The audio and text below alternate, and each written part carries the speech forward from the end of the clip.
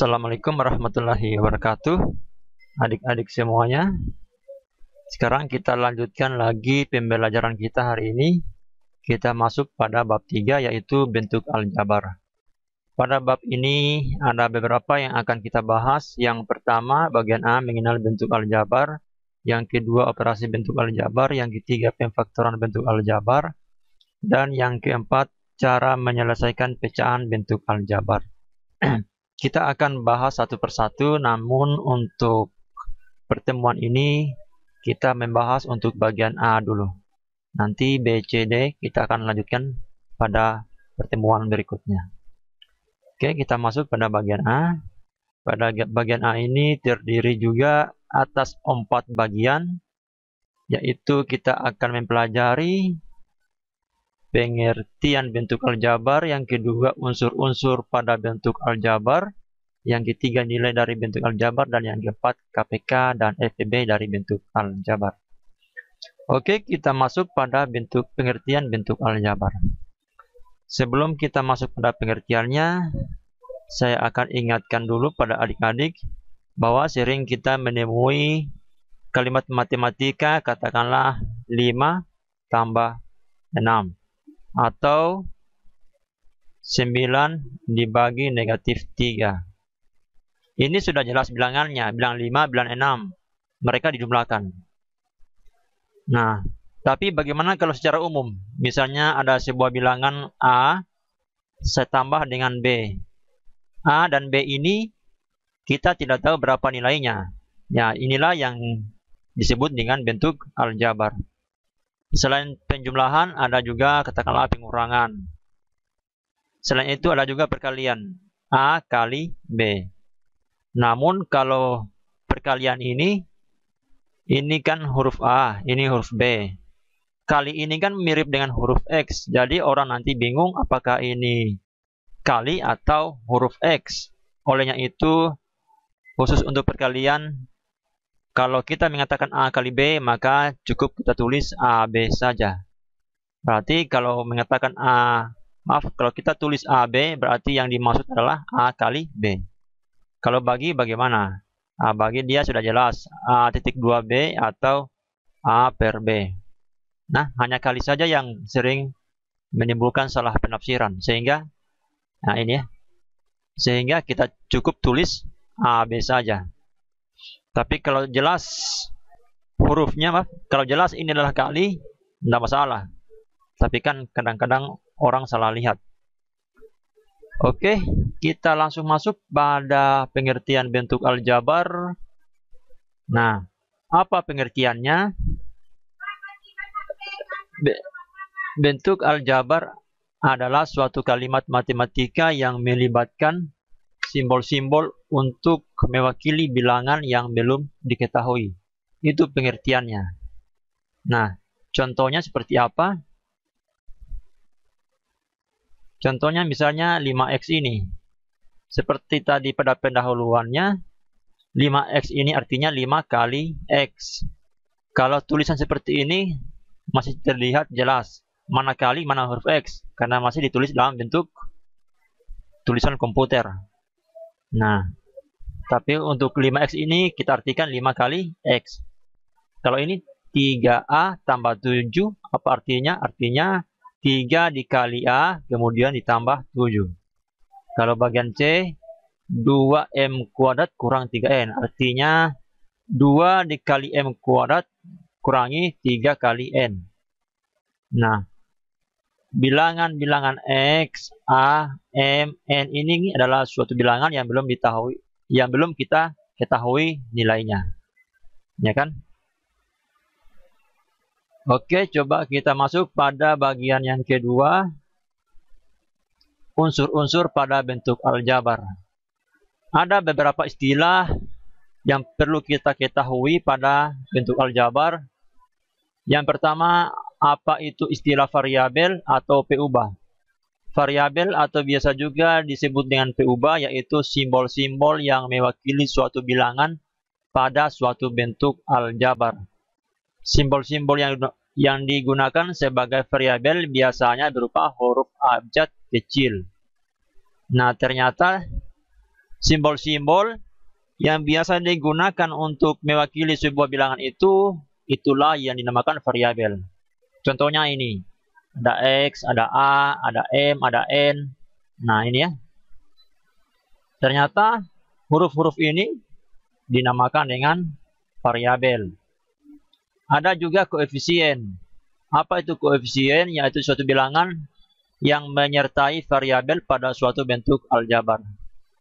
Atau bilangan yang bersama dengan variabel. Atau dengan kata lain bilangan yang di sampingnya variabel. Itu istilah singkatnya ya. Kemudian ada konstanta. Konstanta adalah bagian dari bentuk aljabar yang tidak memuat variabel. Nah, supaya lebih jelas istilah-istilah pada A, B, dan C ini, apa itu variabel, apa itu koefisien, dan apa itu konstanta, maka perhatikanlah contoh berikut. Misalnya contohnya seperti ini. Diketahui 2x tambah 5y 2x tambah 5y tambah 6. Huruf-huruf yang belum diketahui nilainya ini, x dan y, inilah yang kita namakan dengan istilah variabel. Sedangkan bilangan-bilangan yang di sampingnya variabel, 2 dan 5 ini, itulah yang dinamakan dengan koefisien. Berarti bilangan 2 ini adalah koefisien dari X. Kenapa? Karena dia berada atau membersamai atau bersama dengan X ya. Kemudian bilangan yang di samping Y, inilah koefisien dari Y. Nah, berarti koefisien adalah suatu bilangan yang menyertai variabel. Nah, bilangan yang di samping Y, itulah variabel dari Y, yaitu 5. Berarti kalau saya tanyakan variabel Y apa? Ya 5. Variabel X apa? Ya 2. Kemudian ada bilangan yang berdiri sendiri. Nah, yang tidak ada variabelnya, artinya berdiri sendiri. Inilah yang dinamakan konstanta. Jelas ya? Kemudian ada istilah suku. Suku itu apa? Yaitu bagian dari bentuk aljabar berupa variabel beserta koefisiennya atau konstanta yang dipisahkan oleh jumlah atau selisih. Nah, berarti misalnya seperti ini ya. Ini disebut suku, ini juga disebut suku, ini juga disebut suku. Ternyata bentuk aljabar ini terdiri dari 3 buah suku. Ya. Kalau misalnya seperti ini. 5x kurang 6y tambah z. Ini juga terdiri dari 3 buah suku. Nah, suku pertama, suku kedua, suku ketiga. Nah, kalau A tambah Y, ini terdiri dari 2 buah suku. Nah, ya kan? Suku-suku dalam bentuk aljabar ini ada yang kita namakan suku sejenis dan ada yang suku-suku tidak sejenis. Apa artinya suku sejenis? Yaitu suku yang memiliki variabel yang sama. Nah, misalnya begini. Ada 3P dan ada negatif 2P. Variabelnya yang mana? Bilangan yang belum diketahui nilainya yaitu P. Ini juga P. Meskipun koefisiennya berbeda, tapi kan variabelnya sama. Ingat, yang sejenis itu bukan ditentukan oleh koefisiennya ya. Ya, meskipun koefisiennya beda, tapi variabelnya sama, itulah yang dinamakan suku sejenis. Koefisiennya di sini kan 3, yang ini negatif 2. Tetapi variabelnya di sini P, di sini P. Makanya mereka disebut suku-suku yang sejenis. Karena ditentukan oleh variabelnya, yaitu variabel P. Terus yang tidak sejenis apa? Nah, ini. Suku tak sejenis adalah suku yang memiliki variabel tidak sama. Ingat, variabel itu adalah bilangan yang tidak diketahui nilainya. Ini B, sementara ini B kuadrat. Walaupun sama-sama B, tapi di sini pangkatnya pangkat 1, hanya tidak ditulis saja. Kalau tidak ditulis artinya pangkat 1. Yang ini pangkat 2 ya. Jadi di sini variabelnya pangkat 2, di sini variabelnya pangkat 1. Walaupun sama-sama B, tetap mereka tidak sejenis. Jadi yang sejenis itu adalah variabelnya sama, dan pangkatnya juga memang harus sama juga kalau sama-sama P. Ini walaupun sama-sama B, tetapi pangkatnya berbeda, mereka tidak sama. Nah, contoh lain yang sejenis, 5Z dan negatif 6Z. Nah, yang tidak sejenis lagi, ini sejenis ya, ini sejenis. Kemudian yang tidak sejenis apa? Yang tidak sejenis 6X dengan negatif 7Y. Kenapa tidak sejenis? Karena di sini variabelnya X, di sini variabelnya Y. Kalau misalnya 6X kuadrat dengan 6X, apakah sejenis? Tetap tidak sejenis, walaupun sama-sama X, tetapi pangkatnya berbeda. Tidak sejenis. Oke, jelas ya, mana variabel yang sejenis, mana suku sejenis dan mana yang tidak sejenis. Oke, sekarang kita lanjut pada materi yang ketiga, nilai dari bentuk aljabar. Nilai dari suatu bentuk aljabar dapat ditentukan jika nilai variabelnya diketahui. Contoh, ada bentuk aljabar seperti ini, 3x kuadrat kurang x tambah 5y tambah 4. Hasilnya ini kita belum tahu, karena nilai x dan y-nya kita tidak tahu nilainya. Nah, bentuk aljabar tersebut mempunyai dua variabel, yaitu x dan y. Variabel ini mewakili suatu bilangan. Nah, coba kita ambil misalnya ini. Kalau kita ganti x-nya sama dengan 2, kemudian kalau kita ganti y-nya sama dengan 1, berapakah nilai dari ini? Nah, ternyata 3x kuadrat kurang x tambah 5y tambah 4. Kalau kita ganti x-nya dengan 2, y-nya dengan 1, maka ingat 5y itu 5 kali y, dan 3x kuadrat itu artinya 3 kali x kuadrat. Sudah dijelaskan sebelumnya. Di sini ada pangkat, ada kali, ada kurang, ada tambah. Maka yang dikerjakan terlebih dahulu adalah yang pangkat dulu. Sehingga di sini 3 kali, ingat saya pakai istilah titik di sini ya. Maaf, simbol titik artinya kali. 2 pangkat 2 hasilnya 4. Kurang 2 tambah 5 kali 1. Kita kerjakan dulu yang pangkat dulu. Oke. Pangkat dulu kita kerja. Yang kedua apa yang kita kerja? Di sini ada perkalian, pengurangan, penjumlahan, perkalian, penjumlahan. Maka yang kita kerjakan dulu adalah perkalian, karena perkalian ataupun pembagian lebih kuat kedudukannya daripada penjumlahan dan pengurangan. Perkalian. Berarti kita kerjakan dulu perkalian sehingga menghasilkan 12. Kurang 2 tambah 5 kali 1, 5.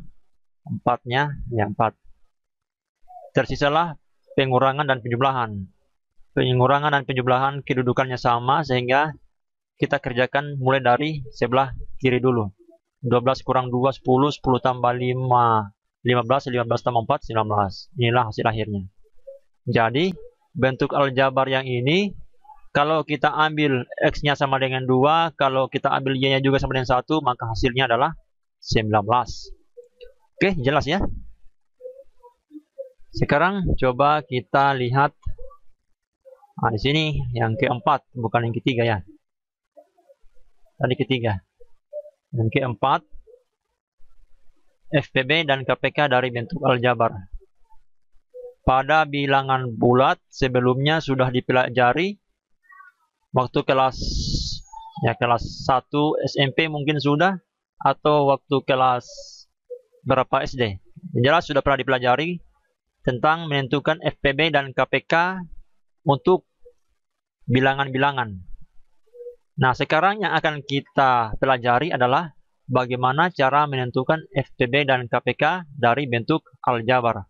Bukan lagi dari bilangan-bilangan yang akan kita cari berapa FPB-nya dan bagaimana KPK-nya. Nah, Dua bentuk aljabar suku tunggal dapat dicari KPK dan FPB-nya. Secara umum, mencari KPK dan FPB dari dua bentuk aljabar sama dengan ketika mencari KPK dan FPB dari dua buah bilangan. Pertama, ditentukan faktorisasi prima dari bentuk aljabar tersebut, lalu kemudian kita cari nilai KPK dan FPB-nya. Nah, kemarin kan waktu masih kelas 7 SMP, misalnya kita diminta menentukan KPK dan FPB dari 16 dan misalnya 24. Nah, kita ada banyak cara ya. Ya, salah satunya kita cari dengan faktorisasi prima. Berarti kalau kita cari dengan faktorisasi prima, misalnya 16 ini kan 2, 8. Ini juga dibagi 2, 4. Bagi 2, ini 2. Sehingga hasilnya 1, 2, 3, 4. 2 pangkat 4. Kalau 24 ini, kalau kita cari dengan faktorisasi primanya berapa? Dibagi 2, 12. Dibagi 2, 6. Dibagi 2, maaf. Di sini 2. 2, di sini 3. 2-nya ada berapa? 1. Maaf, ini bukannya. 1, 2, 3. 2 pangkat 3 kali 3. Inilah faktorisasi prima dari 24. Nah, berapa FPB-nya? FPB dari 16 dengan 24 itu berapa? Caranya, lihat semua faktor yang sama. Ini kan faktornya ada 2 dan 3. Ini hanya 2 saja. Maka faktor yang sama yaitu kita tulis, yaitu 2. 2 ya. Kemudian pilih yang pangkat. Kemudian di sini ada 2, di sini ada 2. Ini ada pangkat 4, ada pangkat 3. Dipilih pangkat yang terendah. Itu pelajaran dulu ya, hanya saya mengulangi. Sehingga FPB-nya yaitu 2 pangkat 3 itu kan apa arti 2 pangkat 3? 2 kali 2 kali 2. Ini mungkin bisa saya hapus supaya memperlebar luang.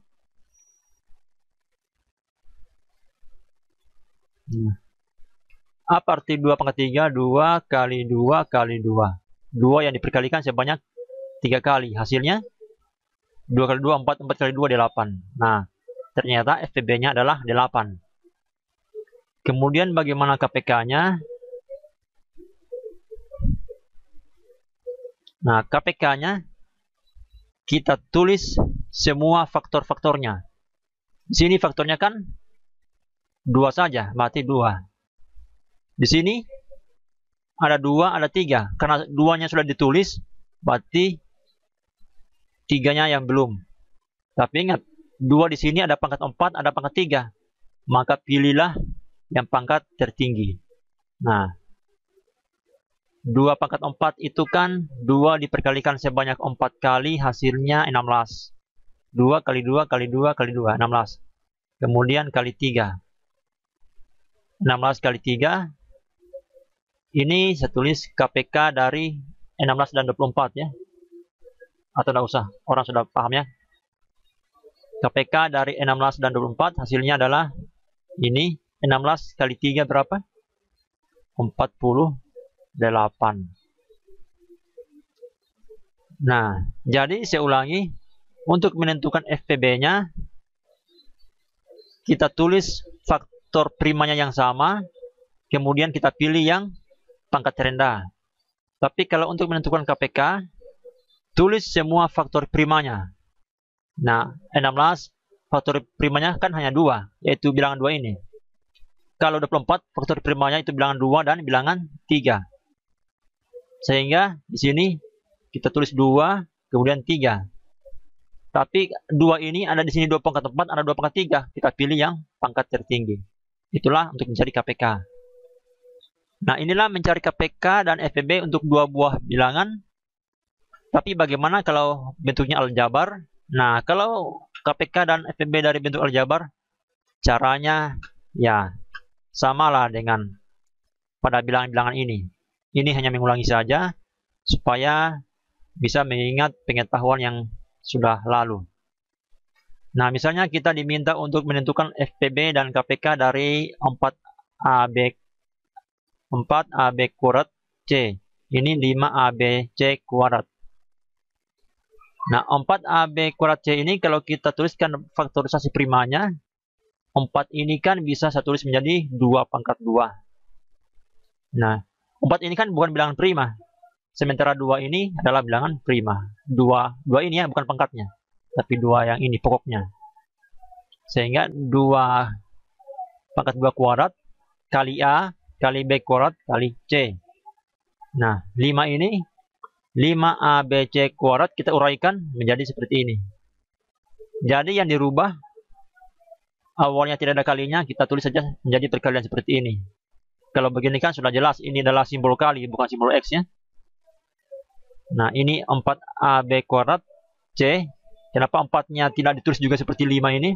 Karena 4 ini bukan bilangan prima. Sehingga kita harus rubah menjadi bilangan prima, yaitu menjadi 2 pangkat 2.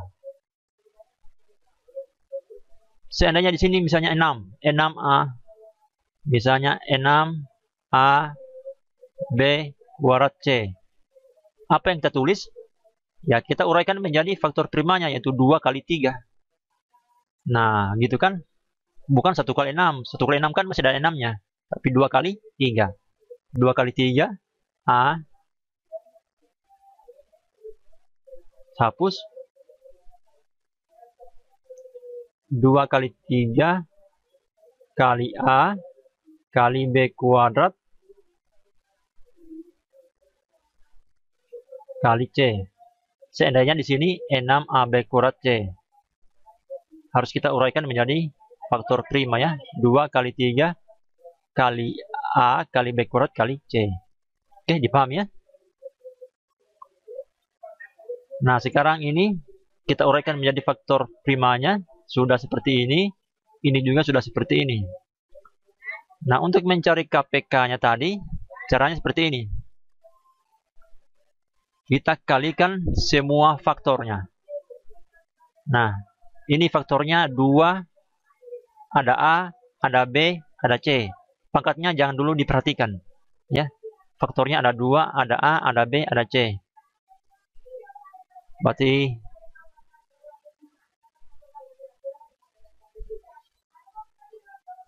saya tulis sini ya. Faktornya yaitu ada 2, ada A, ada B, ada C. Kalau ini faktornya apa? Ada 5, ada A, ada B, ada C. Nah, untuk mencari KPK tadi, kalikan semua faktornya.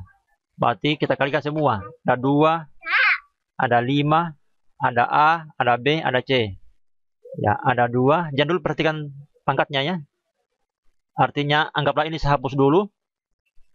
Saya hapus dulu ya. Oke, di sini sama dengan, saya tulis ulang ya. Di sini kan pengertiannya, KPK diperoleh dengan mengalihkan semua faktor. Berarti semua faktornya kita harus perkalikan.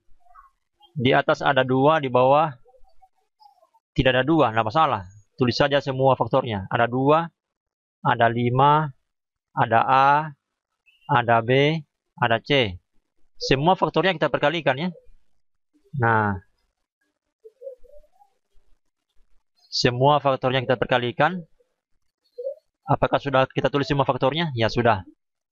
Tapi ada sambungannya ini. Jika ada faktor dengan bilangan pokok yang sama, pilih yang pangkat tertinggi. Nah, di bawah ada faktor 2 tidak? Tidak ada ya. Di atas ada. Pangkatnya apa di atas? Ya, pangkat 2. Ya, tulis. Kita pilih yang pangkat tertinggi ya. Di atas ada faktor 5, tidak ada. Di bawah ada faktor 5. Pangkatnya apa ini? Pangkatnya 1, tidak usah ditulis. Sekarang A. A, di sini pangkatnya 1, di sini pangkatnya 1. Sama-sama sepangkat 1. Pilih saja salah satunya. Sehingga di sini hanya A saja. Sekarang B. Di sini pangkatnya 2, di sini pangkatnya 1. Maka yang diambil adalah pangkat yang tertinggi. Sehingga di sini pangkat 2. Di sini di atas pangkatnya 1, di sini pangkatnya 2. Dan dipilih adalah pangkat tertinggi. Nah, seperti itulah ceritanya. Setelah itu, nah, diperkalikannya semuanya, diperkalikan semuanya. 2 pangkat 2 kan 4. 4 kali 5, ya 20. Sehingga muncullah bilangan 20 ini. Nah, kemudian kali ini saya hilangkan, saya simbolkan secara A. Berarti bisa saya hilangkan ini simbol kali ya. Saya satukan lagi. 2 pangkat 2 kali 4 kan 20. Setelah itu kali A, kali B kuadrat, kali C kuadrat. Nah, itulah hasilnya. Ini kan sebenarnya begini. Ini hasilnya 20 kali A kali B kuadrat kali C kuadrat. Seperti itu ya. Ini dulu kita kerjakan. Nah, ini kan bisa saya ringkas penulisannya menjadi seperti ini. Nah, menjadi seperti ini. Oke, paham ya? Inilah hasil akhirnya.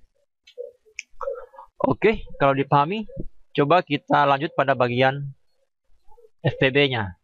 KPK-nya sudah, FPB-nya sekarang yang kita cari. Apa aturannya dalam menentukan FPB? Kalikan faktor dengan bilangan pokok yang sama. Berarti semua faktor yang sama kita perkalikan. Ini berarti ini gugur ya untuk mencari FPB. 2 dan 5 kita tidak pakai. Yang ada adalah A, B, C. Ya. 2 dan 5 kita tidak pakai. Sehingga yang ada adalah A, B, C. Saya hapus dulu ini supaya jelas apa yang saya tulis. Yang saya tulis adalah A, B, C. Kita perkalikan semua. Sambungannya apa? Kita pilih pangkat yang terendah. Di sini dan di A di atas dan A di bawah, pangkat yang terendah mana? Sama-sama pangkat 1, sehingga kita pilih salah satunya saja. Kemudian B. Di sini pangkat terendahnya mana? Di sini 2, di sini 1. Yang terendah adalah di sini, pangkat 1. Sehingga di sini kita tulis pangkat 1 atau tidak usah ditulis kalau pangkat 1. B. B saja. C. Pangkat terendahnya adalah ya, C saja ya. Sehingga ternyata FPB-nya adalah A kali B kali C. Kita singkat penulisannya menjadi A, B, C. Ya, inilah FPB. Sekarang kita masuk pada contoh soal dan latihan soal. Contoh soalnya seperti ini. Jika P sama dengan negatif 3, Q sama dengan negatif 2, dan R sama dengan negatif 1. Kita diminta menghitung nilai A, B, dan C ini. Yaitu 2P kuadrat untuk bagian A, dan seterusnya bagian B dan bagian C. Nah, coba kita jawab. Apa arti dari 2P kuadrat Q? Artinya 2 kali P kuadrat kali Q. Berarti ini bisa saya tuliskan menjadi 2 kali P kuadrat itu saya ganti P-nya dengan 3. Nah, seperti itu. Kali Q-nya saya ganti dengan negatif 2. Seperti ini ya. Sama dengan, kalau seperti ini berarti kerjakan dulu yang pangkat. Ini kan ada kali, ada pangkat, ada kali. Berarti 2 kali 9 kali negatif 2. Kalau sudah seperti ini, 2 kali 9 18, 18 kali 2 negatif 2. Ya, kita anggap dulu positif semua. 2 kali 9 18, 18 kali 2 yaitu 36. Tapi di sini bilang positif kali bilang positif, bilang positif. Bilang positif dikali bilang negatif, bilangan negatif. Nah, sehingga di sini hasilnya negatif 36. Oke, sampai di sini paham ya? Coba kita lanjut untuk bagian B. Saya lanjut bagian B di sini saja. Bagian B. yaitu 5P dikurangi Q kuadrat R sama dengan 5 kali P kurangi Q kuadrat kali R. 5 kali P-nya itu ya 3. 5 kali 3 kurangi Q-nya itu negatif 2 dikuadratkan kali R. Kita kerjakan dulu yang pangkat. Nah, 5 kali 3 walaupun dikerjakan apa-apa, tapi kita kerjakan dulu yang pangkat supaya konsisten. Negatif 2 dipangkatkan 2. Berapa itu?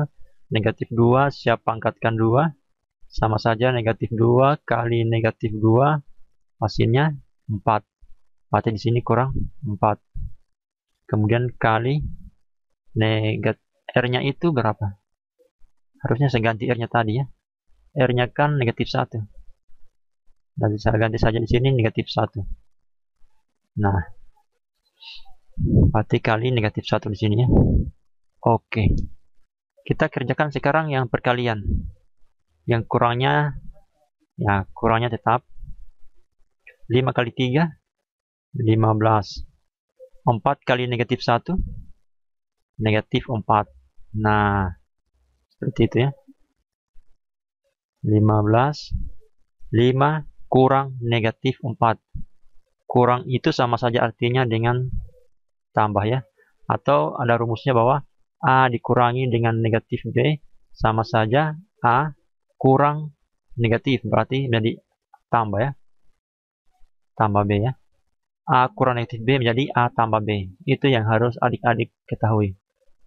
Nah, berarti ini 15 tambah 14. Maaf, 15 tambah 4. Sehingga menghasilkan, nah, 19. Oke, paham ya? Bagian A sudah, bagian B sudah, bagian C sekarang. Bagian C, saya sambung di sini saja. Ya, artinya ini kalau mau jadikan rujukan bisa, tapi bisa juga pakai yang saya tuliskan barusan. Kalau ada yang menghapus ini, bisa, tapi ini tidak salah ya, supaya tidak mengganggu. Nah, bagian C, nah, saya hapus supaya tidak mengganggu, sehingga yang tersisa jawabannya. Oke. A-nya sudah, B-nya sudah, C-nya 3PR kurang PQR tambah 4R kuadrat kurang 5. Ini kan sama saja dengan 3 kali P kali R kurang P kali Q kali R tambah 4 kali R kuadrat kurang 5. Oke. Saya sambung sama dengannya di sini. Nah, 3 kali P-nya adalah 3, R-nya adalah negatif 1 kali negatif 1 kurang P-nya adalah 3, Q-nya adalah negatif 2, R-nya adalah negatif 1 tambah 4 kali R-nya adalah negatif 1 tapi kuadrat, kemudian kurang 5. Nah, lumayan panjang ya, nggak apa-apa daripada tidak bisa dijawab. Oke, sekarang kerjakan dulu yang pangkat. Yang mana? Nah, yang ini. Sebenarnya tidak apa-apa bersamaan antara pangkat dengan yang perkalian ini. Oke, ini kali ya, ini kali. Oke, di sini tidak apa-apa, saya supaya konsisten begini saja. Tidak apa-apa, 3 kali 3 kali negatif 1 kurang 3 kali 3 kali negatif 1 kurang 3 kali negatif 2 kali negatif 1 tambah 4 kali 1, karena negatif 1 kuadrat itu kan 1 kurang 5. Oke, saya mau sambung di mana lagi ini. Saya harap adik-adik sudah tahu yang ini, saya hapus saja ini. Oke, atau saya hapus, mana yang saya hapus? Nah, ini saja. Saya harap adik-adik sudah tahu ini, supaya nanti ada ruang tempat kita menjawab. Agak kecil memang ini ruangan. Oke, saya sambung. Berarti ini setelah ini sambungannya di sini, ya. Nah, sama dengan 3. Sekarang ini ada perkalian dan ada pengurangan, ada penjumlahan. Kita kerjakan dulu semua yang perkalian. Nah, ini. Nah, ini. Dan yang ini. 3 kali 3, 9. 9 kali negatif 1 itu negatif 9. Oke. Kurang 3 kali negatif 2, negatif 6. Maaf. 3 kali negatif 2, negatif 6. Negatif 6 kali negatif 1, positif 6. Berarti kurang 6. Berarti tambah 4 kali 1, 4. Kurang 5. Nah, sekarang hasilnya berapa ini? Negatif 9 kurang 6 ini kan negatif 15. Negatif 15 ditambah 4, yaitu negatif 11. Negatif 11 dikurangi 5, negatif 16. Nah, itulah hasil akhirnya. Oke, bisa ya? Saya rasa bisa. Coba kita masuk pada latihan. Saya rasa ini adik-adik bisa kerjakan.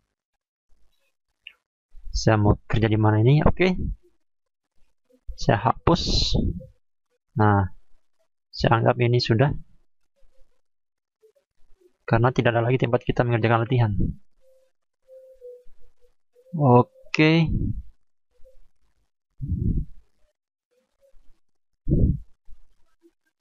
Nah, kita jawab di sini. Nah, Andri mempunyai tali sepanjang 2x kuadrat kurang x meter. Andri memotong tali untuk membuat jemuran sepanjang 3x kurang 4 meter. Tentukan sisa tali. Berarti panjang talinya berapa? Panjang tali sama dengan 2x kuadrat kurang x. Tapi x-nya adalah 5. Ganti saja x-nya dengan 5. 2 kali 5 kuadrat dikurangi 5. Kerjakan dulu yang pangkatnya. 2 dikali 25 kurangi 5. Hasilnya. Oke, hapus yang ini. Nah, supaya tidak terlalu kotor. 2 dikali 25 ini kan 50. Kurangi 5, hasilnya adalah 45. Satuannya meter. Sekarang yang dipotong ini sebanyak 3x kurang 4. Yang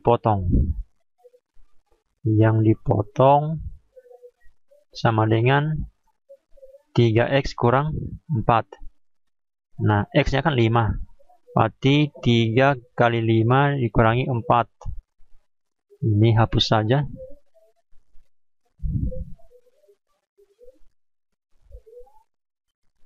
Berarti 15 dikurangi 4 hasilnya. Ya, 11 meter. Berarti dari sini kan sudah jelas jawabannya. Berapa jawabannya? Oke. Nah, ini saya batasi supaya tidak terlalu mengganggu. Berarti sisa berapa sekarang? Sisa tali. Ya, berarti 45 dikurangi 11. 45 kurangi 11 berarti 34 meter. Oke, jelas ya untuk jawaban soal latihan ini. Saya rasa cukup sekian untuk contoh soal dan soal latihan. Nanti kita lanjutkan lagi pada pembahasan berikutnya.